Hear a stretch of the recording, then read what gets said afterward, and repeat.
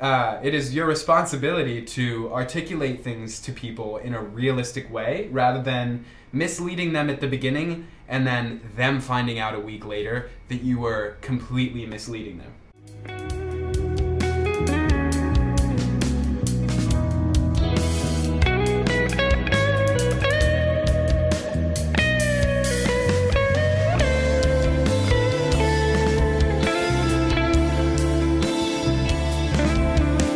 As a founder, you want to say, this is the end point, so when we leave, that will be worth this much. Yeah. Am I willing to give up what I think could be this much for that person if they can get me there?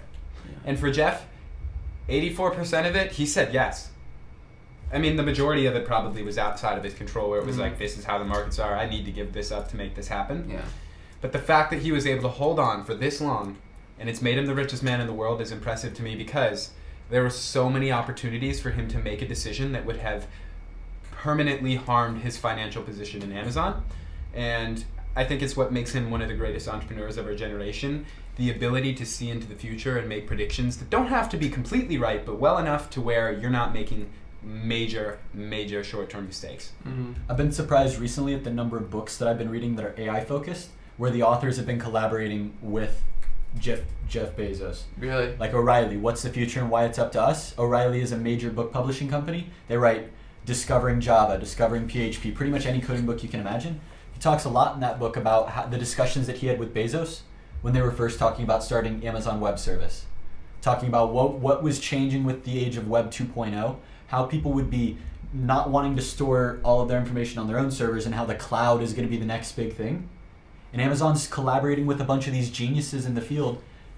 And now he's got Amazon Web Service, the biggest cloud computing service, and their cloud computing service earns them... You have to collaborate with smart people. Massive returns on investment. Because software, unlike most of the products that they sell where they're earning small margins, with cloud service, it's all data and lines of code. So they earn 50, 70% margin returns for that because of tech. They were one of the first big tech companies to go and say this is a platform. And now you've got Microsoft with their cloud, and you've got Google with its cloud, and everybody has their own cloud now, but Amazon is the clear leader today. Yep. Something that they do that's crazy, and I think utilizing technology is obviously the most influential and the reason that they've been successful. There's two things. The first is that they use technology to make it easier to do all the things that people were doing before. And then the second is that they make something that has an infinite quantity that you can sell at a certain price. So like you think of Kindle, they could sell books at a ridiculous scale because they literally don't have to print it on any paper. And that was something that, it was a thing obviously before Amazon, but they're the person who commercialized it and made it popular. And that's the difference between old school business and new school business that you see with the second age of the internet, is that if you owned a company 50 years ago and you were selling a product, you had to go get the materials for that physical product, you had to build it, you had to get it to the person, and all of those things were more difficult to do than they are now, and that's what Amazon sells mostly.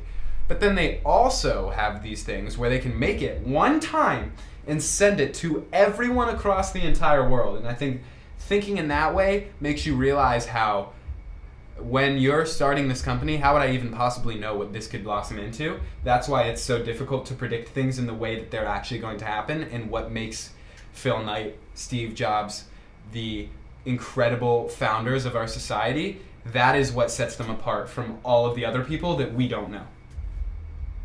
Pat, when you read business books like this, what books of founders have you read? Shoe Dog by Phil Knight. Just name the people, don't name the title. Phil Knight, so founder of Nike, founder of Wired Magazine, founder of O'Reilly Media. Those are the three that are popping up immediately. Elon Musk? He didn't write that. That was written by Ashley Vance. Yeah, okay. Any biographies? Oh, yeah. I read the Elon Musk book, which was great. Do you see pattern? What patterns? What my point is that technology will always change. Technology will advance. See, Phil Knight did not have the internet at first. But there are probably principles that these people have that resulted in them having these huge companies. They see what's coming. Yeah.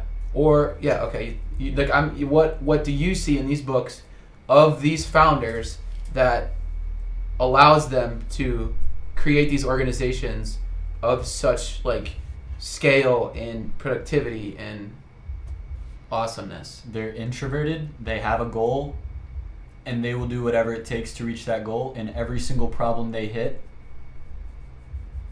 they do whatever it takes to get over it. It's every single problem that Phil Knight hits in this book, it's crazy to see how his mindset around it is and to see exactly how he's thinking of it. But at the end of the day, it's the really simple principles. Like you brought up principles. It's the simple principles that he has that guides every single decision that he makes that really makes the difference. When he's talking to the rest of the board and they're talking about whether or not to be truthful in their billing records or whether they falsify or talk about that. And he's like, we decided as a group that truth is the option. So truth is always going to be how we make those decisions. So that is a principle that they set that they continue to follow through with. Having principles, I feel like, is something that founders who have strong principles enables the entire company to be built on top. Honesty is crucial, and here's why. You can lie to get yourself out of a short-term situation so that your short-term outcome is much better.